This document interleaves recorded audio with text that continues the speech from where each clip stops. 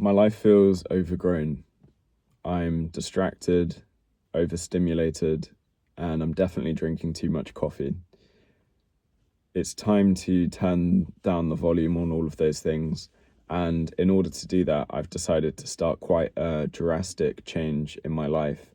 It's a 30-day process that I'm going to be calling Clearing the Thorns. And in the video, I'm going to explain what this is about. So why am I doing this? Well, about 3 weeks ago, I was still in Japan, and looking back at that time, I had fond memories of living a much simpler life. It's not just that I was in a country that was so much different to the UK, and I've spoken about that on a previous video, but it's more to the fact that I was living a simpler life. Of course, I didn't have work, which helped, but I just mean in the days where I wasn't really doing much, I wasn't just automatically looking for the next distraction. I was more intentional with my time, and I was living a much more peaceful and simpler life. So that was something that I was reflecting on while I was there. And I really just wanted to bring some of that energy back to the UK. I wanted to take something from Japan, the lessons that it taught me about living an intentional, simpler life. And I wanted to apply it in the UK. But sadly, since I've been back in the UK, I can feel that my old ways of being have started to slip back in. I'm spending far too much time consuming content and not enough time doing what I should be doing, which is creating my own content and sort of finding my own voice. So anyway, I've probably rambled on enough about why I'm doing this challenge.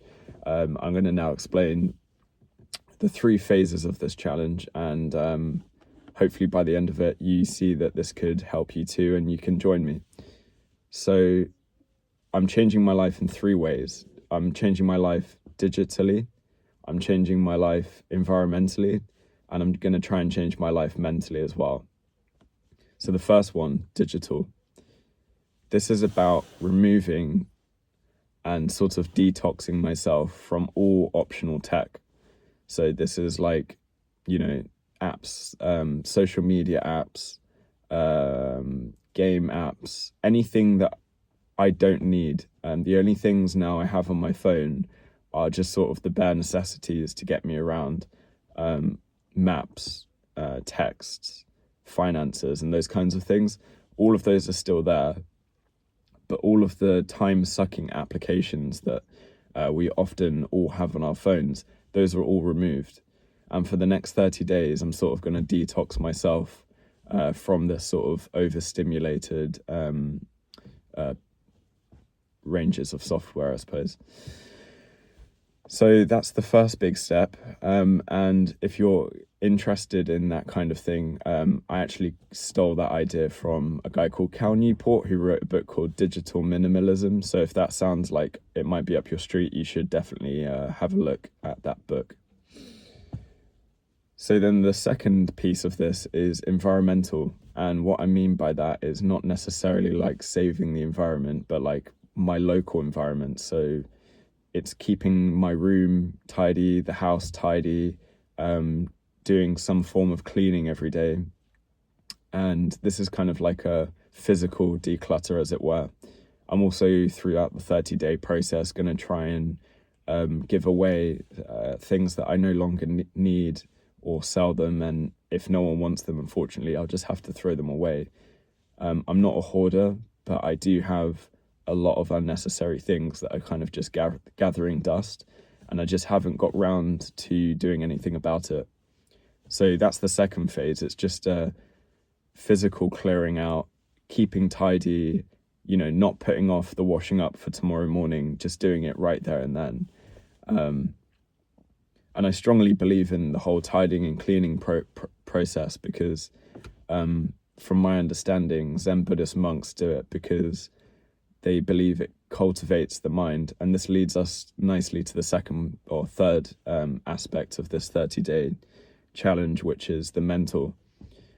As you tidy your environment, you're kind of, in a way, tidying and organizing your own mind. I think when I've ever been in a chaotic situation, the first thing I notice is that everything around me is also chaotic and messy.